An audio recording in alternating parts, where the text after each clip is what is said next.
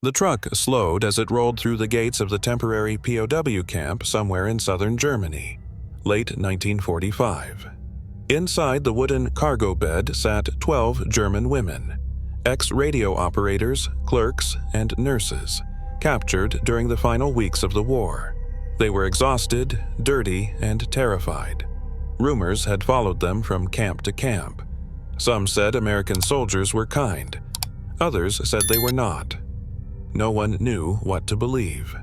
One of the women, Lena, clutched her thin coat tighter. Her skin was pale, her breathing shallow. For days, she had felt weak, feverish, dizzy, afraid to tell anyone. In the chaos after the surrender, illness spread fast. Lice, typhus, infection. And infection meant one thing: isolation, or worse. The truck stopped. American soldiers surrounded it, not shouting, not aggressive, calm, quiet. That somehow made it scarier. "Out, slowly," one soldier said, his accent unmistakably American. The women obeyed. As Lena stepped down, her legs gave out. She stumbled, and instinctively one U.S. soldier reached forward to catch her arm. She recoiled instantly. "Please, stop!" she cried in broken English, panic in her voice. "I'm infected! Don't touch me!" The words froze the air. The other women stared at her in horror. Some stepped back. One whispered, "Why would you say that out loud?" The soldier paused. His hand hovered in the air. For a long second, no one moved. Lena braced herself. She had seen what happened before: guards pulling back, faces hardening, someone being taken away. She lowered her eyes, waiting. But instead of stepping away, the American soldier did something none of them expected. Lena stood frozen, her hand still raised, waiting for the soldier to step back. Instead, he slowly lowered his rifle to the ground. He looked at her, not with fear, not with anger, but with something she hadn't seen in years: concern. "It's okay," he said calmly, speaking slower now. "That changes nothing." The women exchanged confused looks. One whispered, "Did he understand her?" The soldier turned and raised his hand, not as a signal of alarm, but as a quiet instruction. Two medics approached, carrying a small metal case. No shouting, no panic, no harsh orders. One of them gently placed a blanket around Lena's shoulders. "We'll check you," the medic said. "That's all." Lena's breath caught. She had expected gloves pulled back. Distance. Isolation. Instead, the American soldier stayed close, far enough to respect her fear, close enough to make sure she didn't fall again. Around them, the camp remained quiet. No one was dragged away. No doors slammed. No punishment followed her words. For the first time since the war ended, Lena realized something terrifying. She wasn't being treated like an enemy anymore. And somehow, that scared her more than anything else.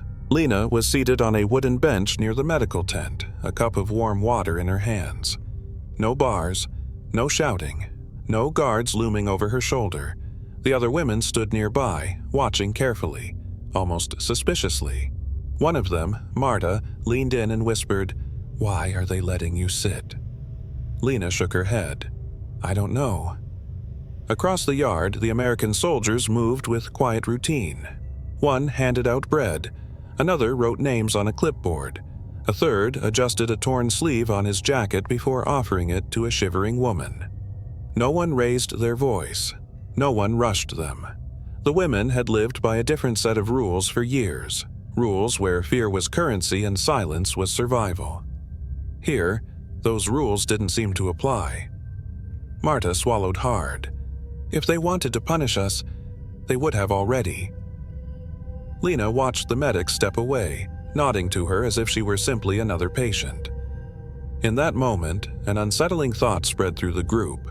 This place wasn't built on fear, and without fear, none of them knew how to behave anymore. Later that evening, as the light faded behind the tents, the women were gathered near the fence line. Not locked behind it, just sitting nearby, unsure where they were allowed to be. Lena noticed something strange. The American soldiers were quieter now, not tired, focused. One of them folded a letter and placed it carefully into his pocket. Another stared at the ground longer than necessary. Marta followed Lena's gaze. They look different. A nearby interpreter finally spoke, his voice low. Most of these men were in camps, he said, not as prisoners. The women stiffened.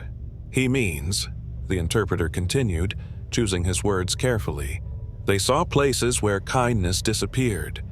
They promised themselves it wouldn't happen again, not to anyone.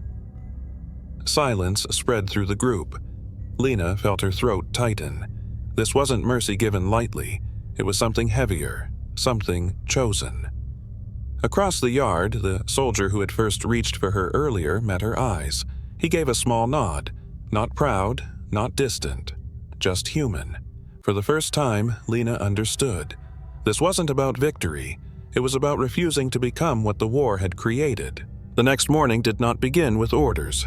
It began with a choice. A table was set near the center of the camp.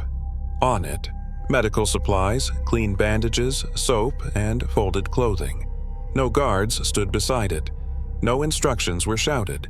An American officer addressed the group calmly. Anyone who needs help, step forward. No one moved. The women waited for the catch. There was always a catch. Minutes passed. Finally, an older woman with trembling hands took one step forward, then another. She stopped, half expecting someone to grab her arm. Nothing happened. A medic smiled gently and gestured to the table. Lena watched as the woman was treated, slowly, carefully, with dignity. When she returned to the group, her eyes were wet. They let me choose, she whispered. They didn't force anything. That was when the fear truly began to crack. Not fear of punishment, but fear of trusting something that felt impossible. Because kindness, freely given, demanded something back. And none of them knew yet what that would be. Weeks later, the camp no longer felt like a place of waiting. The fences were still there. The uniforms hadn't changed. But something else had. Lena's fever was gone. She helped in the medical tent now, cleaning instruments, translating when she could. No one ordered her to. She had asked.